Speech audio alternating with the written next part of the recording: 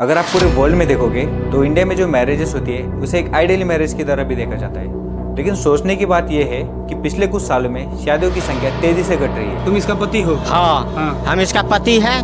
हमको सिर्फ फांसी का सजा चाहिए, बात फांसी का खत्म। सजा थोड़ा होता है इसमें। अगर आप पुरानी मूवीज भी देखोगे तो उसमें जॉइंट फैमिली का एक स्ट्रॉन्ग कल्चर दिखाया जाता था। इंडस्ट्रियलाइजेशन के बाद एम्प्लॉयमेंट के चलते बड़े शहरों में माइग्रेशन भी बढ़ गया और इसी के साथ जॉइंट फैमिलीज का डिसइंटीग्रेशन होना भी स्टार्ट हो गया। जॉइंट फैमिलीज का डिसइंटीग्रेशन होने के बाद न्यूक्लियर फैमिलीज बढ़ने लगी। न्यूक्लियर फैमिलीज में जो पर्सनल अटेंशन होती है और पेरेंट्स का जो पार्टिसिपेशन होता है वो जॉइंट फैमिली के कंपैरिजन में बहुत कम होता है। इंटरनेट रिवोल्यूशन के बाद सोशल मीडिया और डेटिंग एप्स ने रिलेशनशिप्स की जो डेफिनेशन है वही चेंज कर दी है। आज की जो जनरेशन है उसमें रिलेशनशिप्स इतने कैजुअल हो गए जैसे live in relationship, hookup culture, और यही आगे जाके मैरिज सिस्टम को डिस्ट्रॉय कर रहे हैं। इसकी ये भी वजह हो सकती है कि हम वेस्टर्न कल्चर को बहुत ब्लाइंडली फॉलो कर रहे हैं और मॉडर्नाइजेशन में जो फंडामेंटल लेवल का ट्रांसफॉर्मेशन होता है जैसे एजुकेशन, टेक्नोलॉजी, इंफ्रास्ट्रक्चर, ये पॉजिटिव माना जाता है। शादियों के मामले में जेन ज़ीज और मिलेनियल्स का ये भी कहना है कि प्रायोरिटी करियर, पर्सनल फ्रीडम और फाइनेंशियल इंडिपेंडेंस होनी चाहिए। और आज लड़का और लड़की इन दोनों की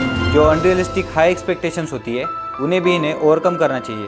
ये जो हाई एक्सपेक्टेशंस होती है अगर ये फुलफिल नहीं होती तो दोनों में क्लैशेस होना स्टार्ट हो जाता है और आगे जाकर ये डिवोर्स का एक रीजन बन जाता है। ये जो फ्रिक्वेंटली डिवोर्सेस बढ़ रहे हैं वो एजुकेटेड लोगों में ज्यादा देखने को मिलते हैं। इन सब में एक चीज समझना बहुत जरूरी है, वो एक रैशनल क्वेश्चनिंग। जब भी लड़का या लड़की शादी के बारे में डिसीजन लेते उन्हें अपने पार्टनर के साथ फ्यूचर के बारे में डिस्कशन करना चाहिए, जैसे पेरेंटिंग, फाइनेंशियल प्लानिंग या फ्यूचर में जो भी इनके पर्सनल एक्सपेक्टेशंस है। क्योंकि रैशनल क्वेश्चनिंग से अंडरस्टैंडिंग डेवलप होती है, दोनों का भी इंडिविजुअल लेवल पर और कलेक्टिव लेवल पर प्रोग्रेस होता है।